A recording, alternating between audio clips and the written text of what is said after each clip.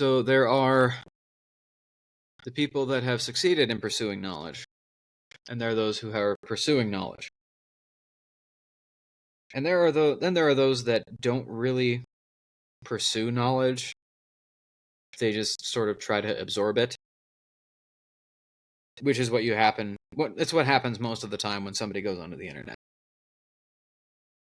So those who have succeeded in pursuing some knowledge are the academics and the intellectuals. And these are the people that have spent at least the last century, if not longer, trying to convince the rest of the world that they are the smartest people in the world, and that if you disagree with them, well, you're just not smart enough to understand my position. And a lot of this sort of, these are the people that came up with the IQ test.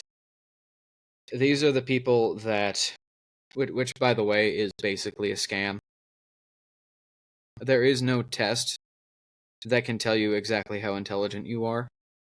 The way that most IQ tests work is by testing your ability to recognize patterns, which being able to recognize a pattern better than somebody else doesn't make you smarter than somebody else. A chimpanzee can recognize a pattern. It certainly doesn't make you wiser. Yeah. I've taken an IQ test, and my IQ was maybe only slightly above average. I don't even really remember what it was. I think it was 140 something. Well, that's more than just above average. I think average is about 100. That's not that high above average. But all I'm pretty was sure. like, I feel like Jordan Peterson is 150. So in other words, you're really selling yourself short. I don't know, and I don't really care, because I actually do think the whole thing is a scam designed to make people who think that they're smarter than everybody else look even smarter than everybody else. Because some of the dumbest things that I've ever heard uttered have come out of people with near 200 IQs.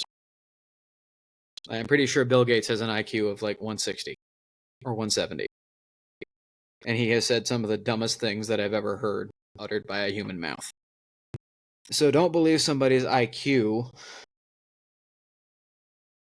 in assigning of a number to somebody's intelligence,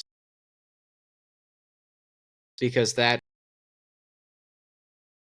not the proof of somebody's intelligence. By the way, I got that score on the IQ test mostly by guessing, and not even with educated guesses, because I didn't even understand the question half the time. You can bullshit your way into making everybody else think that you're smarter than you actually are. In my experience, this is simply a perk of being homeschooled. You get very good at taking tests. We get very good at taking tests, yes. And we learn the system of how to take the test. Because I remember when I was taking the course pre-SAT, and I don't live on the West Coast, so I wasn't applying to any West Coast school, so I didn't need to take the ACT. When I took the course pre-SAT, I remember being told, well, this course isn't really to teach you anything other than how to pass the test, or how to, work the test to get a high score. I'm like, well, that doesn't prove my knowledge. That doesn't prove how intelligent I actually am. That proves nothing. That proves that I can be trained to go over an obstacle course, which is basically all an SAT is. It's an intellectual obstacle course. It teaches you that life is a game, and you're just supposed to play the game, which is only true to an extent. Only to an extent. It's not fundamentally what life is. Extent. It's a very short one. It's a very short extent that life is a game is true. And one of the results of this is most academics and intellectuals are just really good con artists. They're just really good at making something sound intelligent. And saying, oh, well, I had really good SAT scores. Well, guess what? That means you know how to pass a test. That doesn't actually teach you anything. Yeah. Well, I have this piece of paper here that says that I'm smart. And there is, for some reason, a disproportionate number of people who have been convinced to just believe anything that comes out of those people's mouths. Fortunately, I think now there's sort of a shift in the other direction. But now there's a shift to that same thing in a different context. Like now people are going, oh, well, sure, I shouldn't just believe somebody, anything that comes out of this guy's mouth because he has a bunch of fancy letters after his name or whatever, because he's got listed such and such IQ, or because he's got such and such achievement because this was his SAT or his ACT score or whatever. Mm-hmm. And people are understanding that. But now, for a lot of people, there is sort of a shift to them using their own ability to reason and think critically to a short extent and going, I'm going to find somebody that I can trust and listen to. But then they find that person that they can trust and listen to and immediately just believe literally everything out of that person's mouth.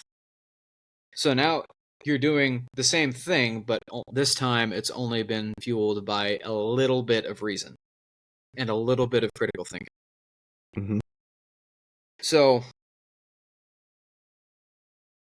which makes you dumber.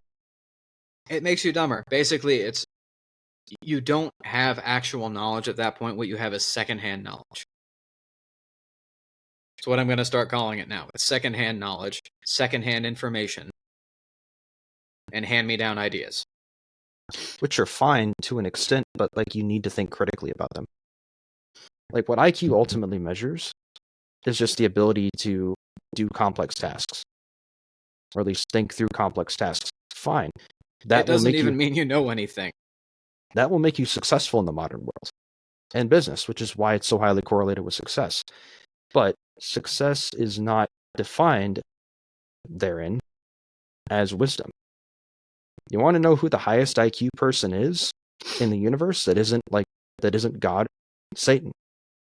Yeah. The most intelligent of the angels, and yet the dumbest. Is the one that's fallen. Yeah. And did probably the stupidest thing that has ever been done in all of human history. And again, Martin Luther probably had an insanely high IQ. But he also destroyed Christendom in a matter of years. Not even decades. In a matter of months, actually, he had completely annihilated Christendom.